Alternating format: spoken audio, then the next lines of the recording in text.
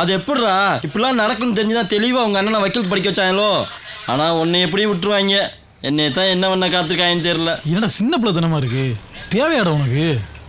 இல்லைண்ணே, ஆசைப்பட்டாங்க, ரொம்ப அடம் பிடிச்சாங்க, அதான். அப்படின்னா அதை எங்கே இருக்கேன்னு சொல்லிட்டு வந்துட வேண்டியதானே? 10 மணிக்கெலாம் வந்துடுவேன்னு சொல்லியிருக்காங்கண்ணே. வந்துடுவாங்க. நீங்கள் எதுக்கு அம்மாவை கூப்பிட்டு வந்தீங்க? நீங்கள் போங்கண்ணே, நான் வரேன். சரி சரி வா, நான் பார்த்துக்கிறேன். இந்த இவன்றது மட்டும் ஒரு 2 தள்ளி உட்காந்து வேற என்ன தயாளன் சொன்னாங்களா? தெரியலன்றாங்க. இப்படியே சொல்லிட்டு தெரிஞ்சா அப்புறம் நாங்கள் என்ன பண்ணுறது? தம்பி கேச போட்டு விட்றாதீங்கப்பா. என் பிள்ளைக்கு வாத்தியார் வேலைக்கு ஆர்டர் வந்திருக்குப்பா. அம்மா சும்மா இருக்க மாட்டீங்களா? சரிங்க தயாளன், நீங்கள் வெளில வெயிட் பண்ணுங்க, நான் என்னன்னு விசாரிச்சு சொல்கிறேன். டேய் எந்திரா.